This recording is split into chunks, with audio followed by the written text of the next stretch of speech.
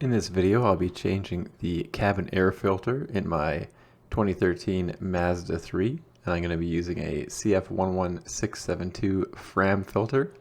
I have a 10mm wrench that I'm going to use to remove the negative battery terminal so that I don't damage my blower motor resistor. Now this servicing should be done every 2 years, 40,000 kilometers, or 25,000 miles, whichever comes first.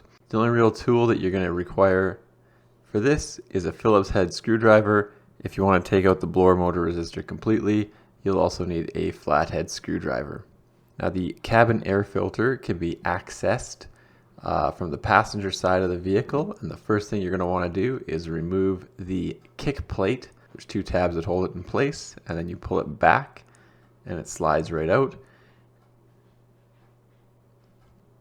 And the next thing we're going to do is remove the kick plate underneath the glove box, and there's just two tabs that you need to depress and pull it down from the front, and in the rear it's just secured by a screw. Now there are two screws that hold the cabin air filter cover in place. They're both at the bottom. There's the first one and there's the second one. Once these two screws are removed, you can remove the cabin air filter cover and gain access to the two cabin air filters. The credit card looking thing is the blower motor resistor, and you want to be careful not to hit that into anything or damage it. I usually just let the blower motor resistor hang because I don't find that it's really in the way of the air filters. Once the cover's off, you can easily reach the first air filter. The second air filter is above the first, and you just pull it down and then out. And check the air filter housing for any leaves or debris.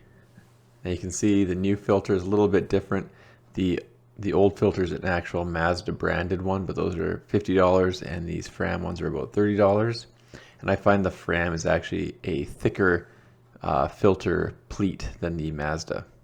So on the Fram filter, you can see that there is an arrow indicating which way the air should flow through it.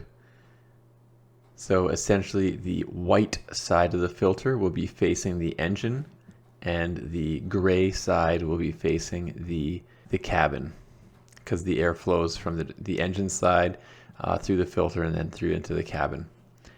I found no such marking on the upper filter, so I assume it's the same, and the white should face out. Now this is where it's a little tricky.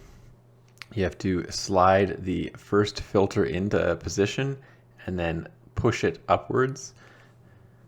Of note, my body position is sitting on the ground with my feet out straight underneath the passenger door and then sort of leaning forward.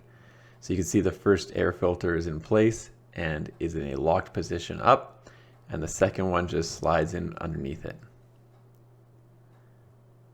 Then take the cabin air filter cover, put it back into position, and reinsert the two screws.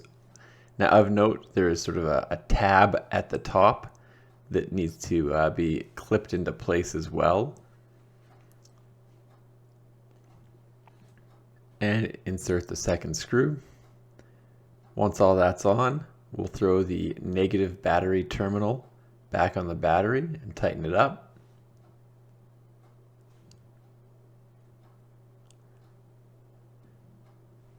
And turn on the car and make sure that it is blowing air and that we didn't damage the blower motor resistor.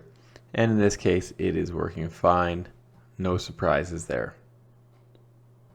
We'll now reinstall the two kick plates, and that will be this job complete.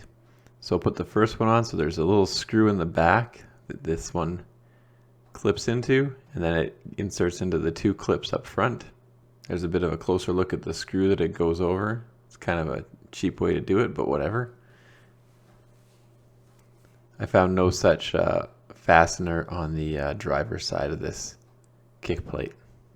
And on the second kick plate, you can see there's a tab at the back, and it inserts into the cabin air filter housing that has a corresponding slot cut out. So insert it into the slot and clip it into place.